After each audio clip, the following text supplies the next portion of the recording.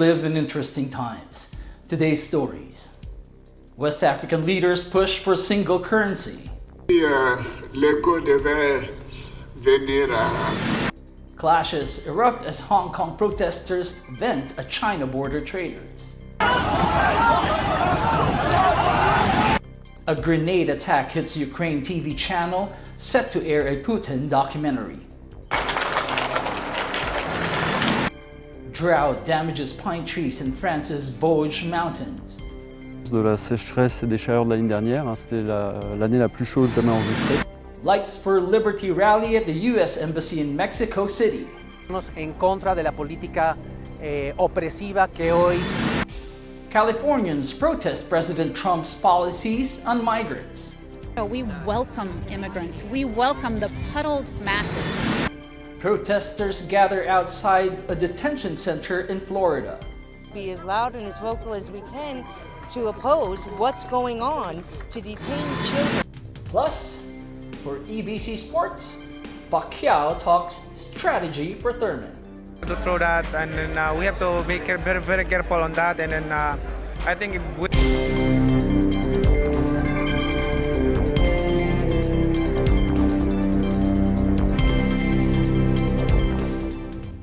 Hello everyone, I'm Ace Ramirez, bringing you stories from around the globe.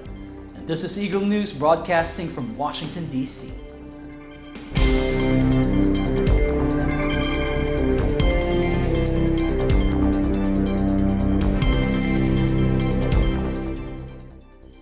West African heads of state reiterate in Abidjan their decision to move to a single echo currency as early as 2020 to replace the CFA franc by keeping the same exchange rate with the euro at the West African Economic and Monetary Union, or the UEMOA summit.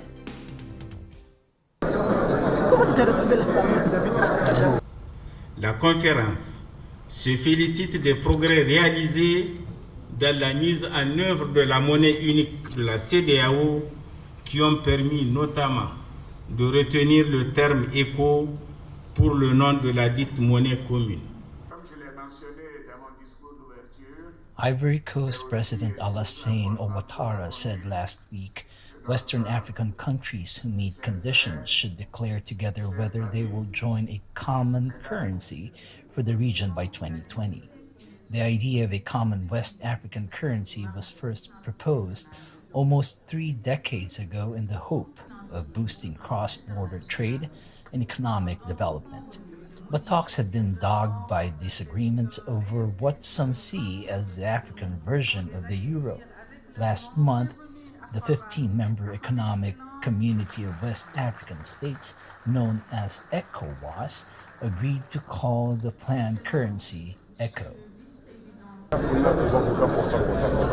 Si l'écho devait venir à exécution ou à adoption en 2020, il n'y aura pas de changement de parité entre le franc CFA devenu éco et l'euro.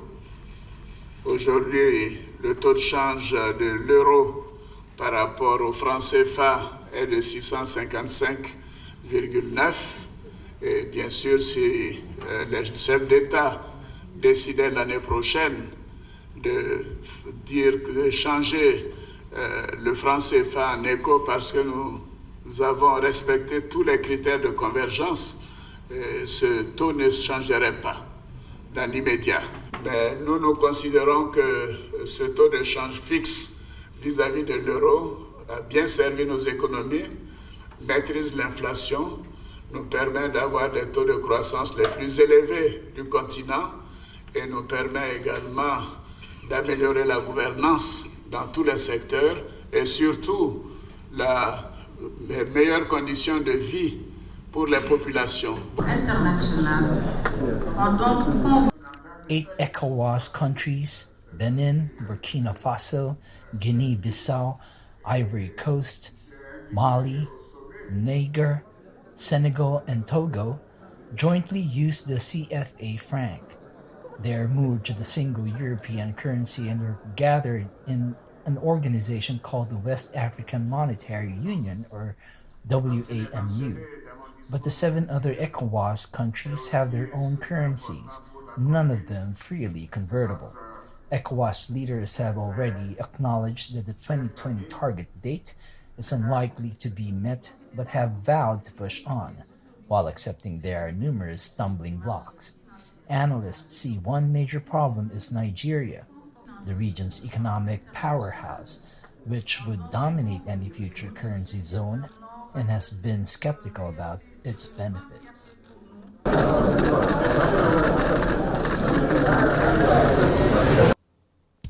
Meanwhile, in Hong Kong, clashes broke out between police and demonstrators Saturday as the latest anti-government protests took aim at traders coming across the border from mainland China.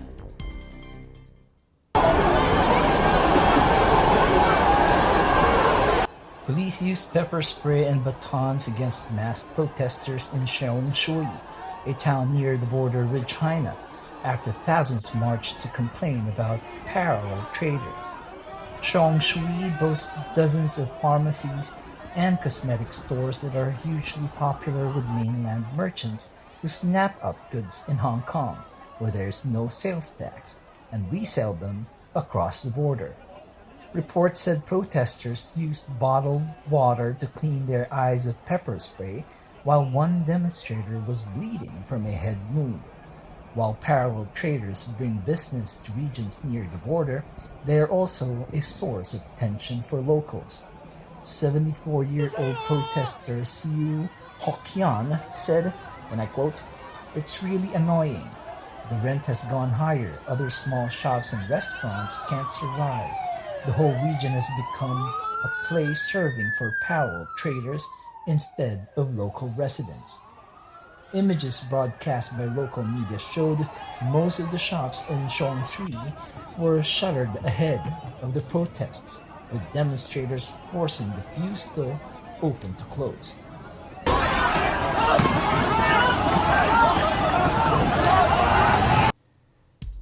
A grenade launcher fired at the building of a Ukrainian television channel on Saturday after it announced plans to air a controversial documentary featuring Russian President Vladimir Putin. Police said the attack at around 3:40 a.m., described as terrorism by officials, caused no injuries but damaged a sign on the facade of the offices of 112 Ukraine channel.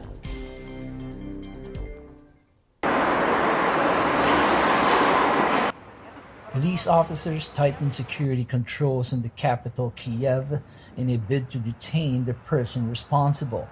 The incident is being investigated by the SBU, the State Security Service. The channel CEO Yegor Benkendorf, in a statement, appealed to Ukrainian President Volodymyr Zelensky to immediately condemn criminal acts against the channel.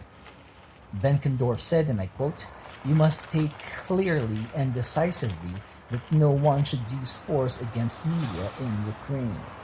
The channel, owned by pro-Russian MP Taras Kozak, received a warning this week from Ukrainian prosecutors over plans to show a documentary by U.S. filmmaker Oliver Stone called Revealing Ukraine, which includes an interview with Putin.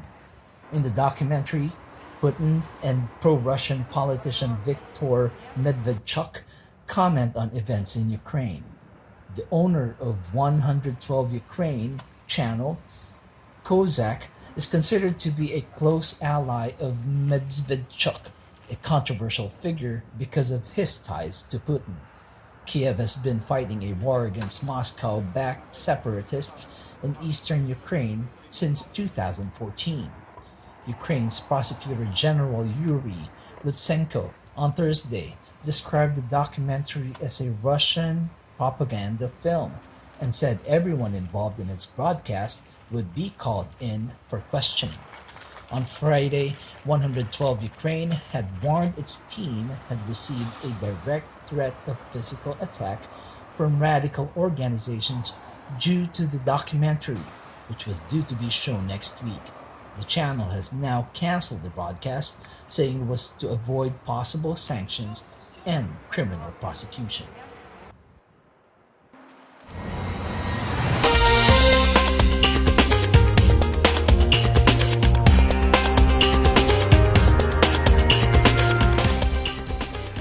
On the heights of the Massivaux in France's hot Rhine, in normal times the green of the fir trees dominates the forest all year round.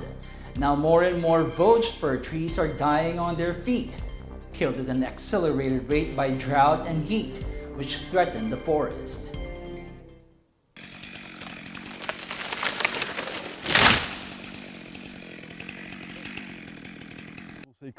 Pour nous, il n'y a pas d'ambiguïté, c'est une conséquence de la sécheresse et des chaleurs de l'année dernière. C'était l'année la plus chaude jamais enregistrée. On a eu des sécheresses très marquées jusqu'au mois de décembre. Et pour les arbres, ce manque d'eau a été dramatique. Depuis le début de cette année, les bois dépérissants correspondent à 2 années de récolte. Donc d'une part, on a dû dans un premier temps cibler nos exploitations sur les meilleures qualités qu'on vend aux acheteurs habituels. Et pour le reste, il va nous falloir trouver de nouveaux débouchés qu'on est en train d'expérimenter actuellement. Alors cette forêt dans laquelle nous sommes aujourd'hui, c'est l'environnement dans lequel nous vivons. Tout habitant de notre ville et de notre vallée, c'est le patrimoine dans lequel il vit. Et il est important justement que ce patrimoine, qui est pour nous l'atout numéro 1 en termes d'attractivité, que nous fassions un maximum d'efforts pour le préserver et pour le léguer aux générations suivantes.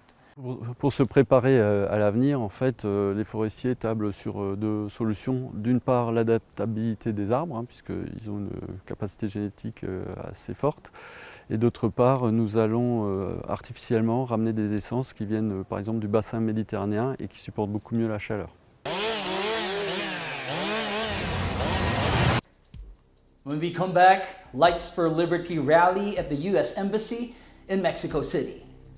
Californians protest President Trump's policies on migrants. Protesters gather outside a detention center in Florida. Plus, for EBC Sports, Pacquiao talks strategy for Thurman. Eagle News. We'll be right back.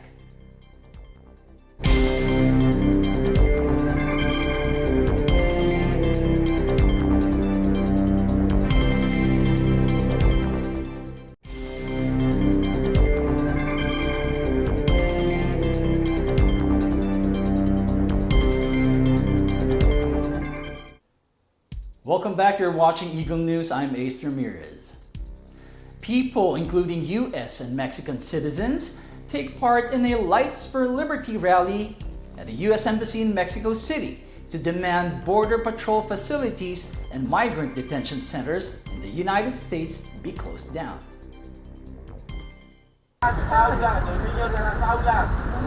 Estar aquí porque estamos manifestándonos en contra de la política opresiva que hoy está ejecutando el gobierno de Trump al tratar de forma inhumana a personas que están buscando asilo. Hay otras formas de atender el tema de la inmigración. Estados Unidos tiene todo el derecho de definir quién entra y quién no entra a su país, y eso se hace de forma congruente, humano, con leyes, no de la forma actual. Lo está utilizando para movilizar a su base, ¿no? Su base electoral. Pero ya está pensando en la elección del próximo año y él cree que esa es la manera de hacerlo. Sin embargo, el pueblo estadounidense en general ve a los inmigrantes como una fortaleza, no como una amenaza. En general. President Donald Trump confirmed Friday agents of the Immigration and Customs Enforcement Agency, or ICE, would launch raids across the country over the weekend to round up thousands of undocumented migrants for deportation. Trump told reports at the White House, and I quote, "They came in illegally. They are going to take people out and they are going to send them back to their country." Trump said ICE would focus mainly on people with convictions, including gang members, but also others. While the focus will be on removing criminals, Trump said the raids would also target people that came into our country not through a process, that just walk over a line. They have to leave. According to media reports, the ICE raids are expected to take place in 10 major cities, pursuing people for whom courts have already issued removal orders.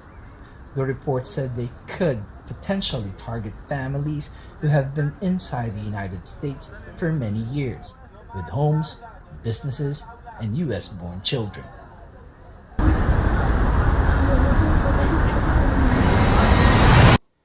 In California, the signs read, "Close the camps, free the kids, lock up Trump," as thousands rally in San Isidro on the US-Mexico border protesting against the migrant detention centers, arrests, and deportations of migrants.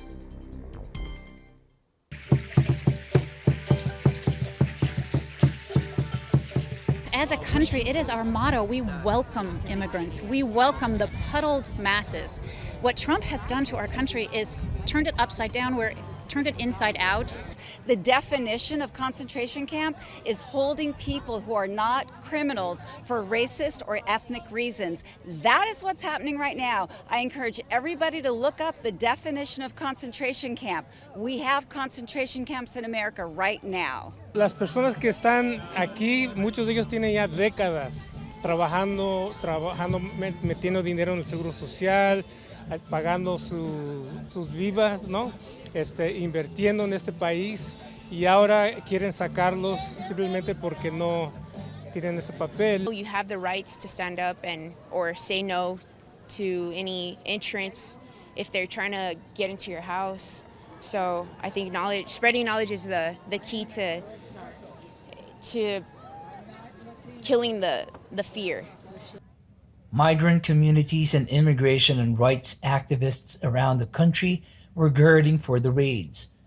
Migrants were being told to not open their doors to ICE agents if they do not have search or arrest warrants, to record their encounters with agents, and to call immigration attorneys for help.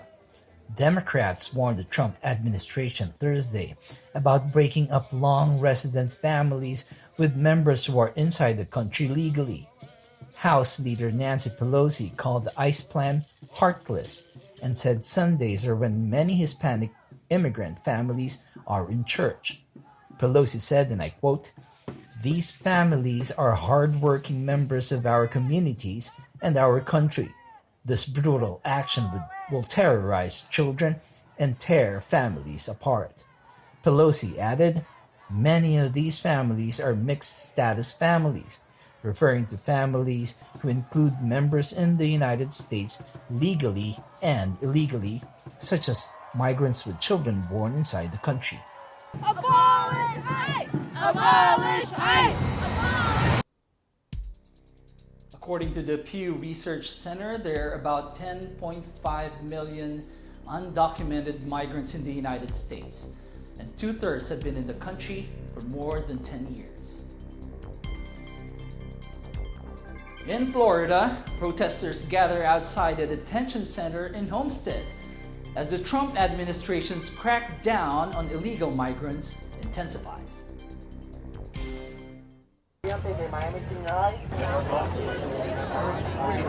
I mean, it's a mixture of horror, fear, disgust, anger. You have such a large Latino community in Miami, and we are directly affected by what is going on in these camps right now. It's right outside our front doors, and it's happening across the nation. We have ICE that is coordinating to honestly separate families and ruin the futures of these families, of these children. I feel it's very important to be as loud and as vocal as we can to oppose what's going on, to detain children, people, humans, adults at all in our country who are seeking a better life. This is reprehensible. It's appalling, and it's an atrocity. Disgust for from those of us that are not part of that community. I have friends, I live in Miami. I have friends from all around the world, and certainly lots of them are Hispanic, and just to see this going on and see anyone, I don't care where they're from, being treated like this, it's not acceptable. These families are being torn apart for no reason. These families are fleeing their own countries, fleeing danger, fleeing awful conditions, and we should be welcoming them.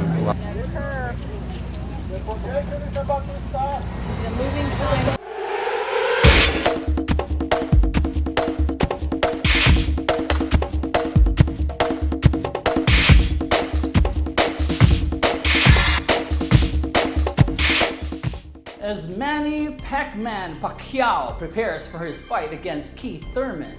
He shares with Eagle News what he does in and out of the ring to get ready.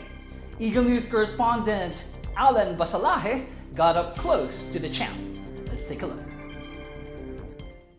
Before the big showdown between Manny Pac-Man Pacquiao and Keith One-Time Thurman at the MGM Grand Las Vegas, Media Day for Pacquiao once again takes place at the Wild Card Boxing Club in Hollywood, California. Now, to give viewers a taste of how a pro boxer trains, I've volunteered to undergo Pacquiao's rigorous training regimen. Well, at least one aspect of it. So, will we be working the heavy bag? Shadow boxing? Or maybe grabbing lunch at Nat's Thai Food, where Pacquiao is known to regularly dine at when he trains in LA. You'll want to wait till the end of the report to find out, and you might be surprised at what I choose. Trainers and team members arrived ahead of Pacquiao to answer questions from the media. You know, it's an honor to work with such a legendary champion, an all-timer like Keith Thurman is one time, Manny Pacquiao is all-time. What was intimidating was my drive over here because I didn't know if I had the job or not, and I had a meeting with Freddie and Sean and Manny, but you know, Manny made me feel really comfortable. The whole team has brought me in to the Pacquiao family. What all-time athletes, what all-time fighters do is they get up for big events. You can just look at his body and you can just tell he's ready to go. If Manny wants to stop Keith Thurman, Manny's well and truly has the ability to stop Keith Thurman. He's in great shape. He'll peak right on the out of the fight. He's extremely determined. So, you know, it's totally up to Pacquiao whether he wants to stop him. We haven't seen this determined to beat an opponent for a long time. We train differently for each fighter. So obviously with this training we've done a lot more different stuff for Keith. A lot more leg work, a lot more agility, more lateral movement work. And for Pacquiao, after 70 fights, there's not much you're going to be able to show him. You can correct a few things he's doing wrong, maybe, or correct a few mistakes, maybe. But he needs to be in supreme condition to do what he actually does in the ring. And he will be, and he always is. If this fight goes the distance, what do you anticipate to see from Thurman in the later rounds? I like Pacquiao in the later rounds because that's where he usually excels. And Thurman, to me, he's been especially in his last fight, he starts out quickly and starts fading as the fight goes on. Are you able to anticipate when Thurman loads up for a power shot, will Manny's quickness allow him to evade and counter? I think so at this point, you know, because he does power with his left hand and then he goes with a big overhand right. And that's like, that was one of his favorite moves at one time. But the left hook seems it has taken over in the last fight. And I just don't think he's as much as he was at one time. What kind of trouble will your opponent be in if Manny starts hitting those, landing those hard hits combined with his volume punching? Well, if these people get out of the ring pretty soon, you'll see it. He's a good puncher. He's great. His speed's unbelievable. Not just his hand speed, his foot speed. And Manny's a very complete fighter. He depends on me to watch tape, to come up with a game plan.